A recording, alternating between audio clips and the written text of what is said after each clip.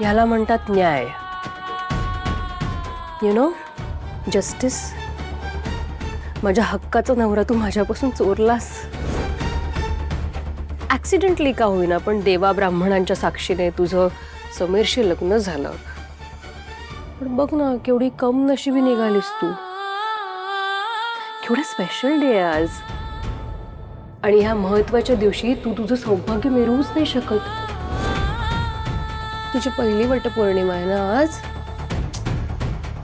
आणि तुला वडाची पूजाच करायला मिळणार नाही. And look at me. मी मनाने समीरला केव्हाच माझा नवरा मानलाय, आणि समीरच्या नावाने मी आज वडाची पूजा करणार आहे.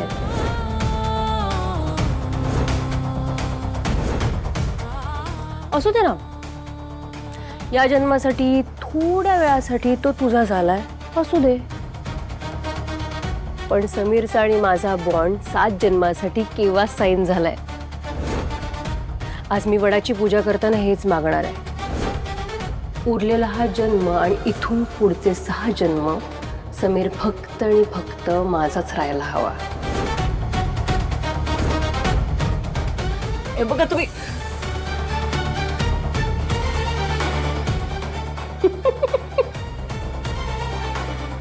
तुला साधं माझ्याशी बोलायला झेपत नाहीये ग. तू पूजा काय करणार आहेस? दया येते ग तुझी. किती किती हेल्पलेस आहेस ना ग तू आता. मला साधं अडवू पण नाही शकत. आणि मोठ्या तोऱ्यात म्हणत असतेस, राजश्री मॅडम तुम्ही मला आणि समीरला हरवू शकणार नाही. आता ग, नात्याच्या आणि लग्नाच्या सगळ्यात मोठ्या शर्यतीत मी तुला आज हरवणार. मी वडाची पूजा करणार आणि तुझी हार होणार आहे. जी हार तुला आयुष्यभर लक्षात राहील.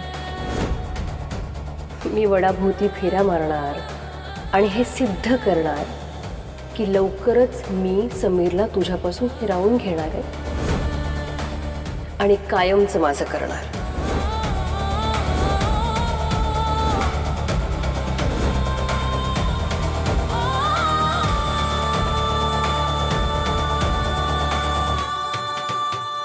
नाही बघा, तुम्ही असं नाही करू शकत. तुम्हाला काही अधिकार नाहीये.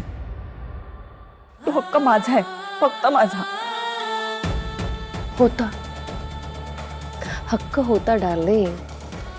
मी ते सांगते ना तुला. तुझा हा जो काही सो कॉल्ड अधिकार आणि हक्क आहे ना, तोच मी हिरावणार आहे.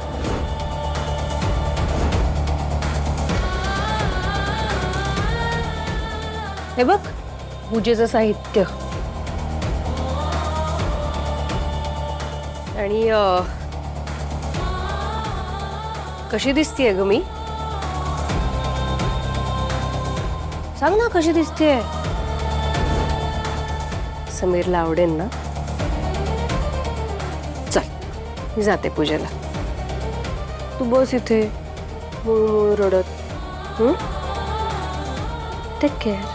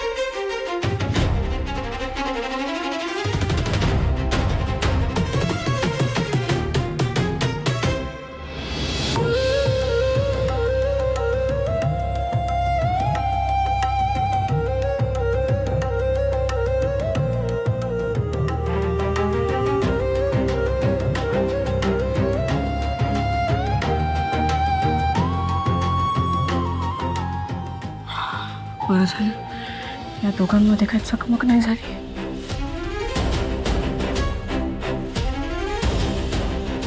चला चला समीरची, लेट्स गो. चला चला चला. समीरच्या नावाने मी आज वडाची पूजा करणार आहे. वडाची पूजा करणार आहे. नात्याच्या आणि लग्नाच्या सगळ्यात मोठ्या शर्यतीत मी तुला आज हरवणार. तुला आज हरवणार. ठीक आहे. राजसी दिसली मला बाहेर. काय बोलली? परत काही वेडवाकडं? सांगून टाकू का सगळं? नाही, नको. आत्ता जर मी समीरना सगळं सांगितलं तर ते जाऊन राजसी मॅडमची वाद घालतील. आई आणि ताई पण बाहेरच आहेत. त्या सुद्धा काहीतरी बोलतील आणि शब्दाने शब्द वाढेल. त्यापेक्षा आता काही न सांगितलेलंच बरं आहे. बोला ना, काय विचार करताय? नाही, काही नाही. ठीक आहे, खाऊन घ्या. अहो, आज निर्जळी उपवास आहे माझा. निर्जळी? नाही अर्पिता मॅडम, हे बघा, मला अजिबात चालणार नाही आहे. 2 दिवसापूर्वी तुम्ही हॉस्पिटलमधनं घरी आलात. तुमचं खाणं पिणं वेळेवर होणं गरजेचं आहे. उपास करण्याबद्दल माझं काही म्हणणं नाही आहे, पण निर्जळी वगैरे उपास नाही करायचा. हे घ्या. अहो, कळतंय मला, पण एका दिवसाने काही होत नाही. आणि असंही हा उपवास नवऱ्यासाठीच असतो ना. मग नवऱ्याचंच ऐकणार नाही आहात का? हा, हे काही नाही. घ्या. मीर, अहो, इतक्या मोठ्या संकटातून वाचवलंय तुम्ही मला. खरं तर आपल्या गोष्टीतली सावित्री ना तुम्ही आहात. माझे प्राण खेचून आणलेत तुम्ही. तुमच्यासाठी एवढं नाही करू शकत का मी? बरं, मला सांगा, हे वटपौर्णिमेचा उपास कशासाठी करतात माहिती आहे ना? नवऱ्याच्या दीर्घ आयुष्यासाठी, बरोबर? मग माझ्या दीर्घ आयुष्यासाठी मला एक गोष्ट हवी आहे. मला माझी बायको निरोगी हवी आहे, आयुष्यभर माझी सोबत करण्यासाठी.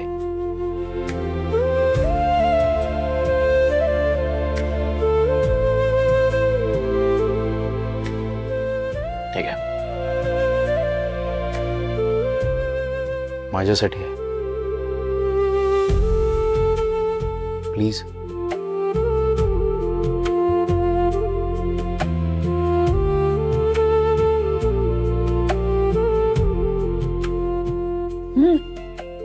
तुम्ही काय खाणार आहात? मी हेच खाणार. खिचडी? पण तुम्हाला तर खिचडी आवडत नाही ना? सलेल भाऊजी बोललेले एकदा. उपास आहे म्हणल्यावर खिचडी खाण्याशिवाय दुसरं काही खाऊ शकतो का?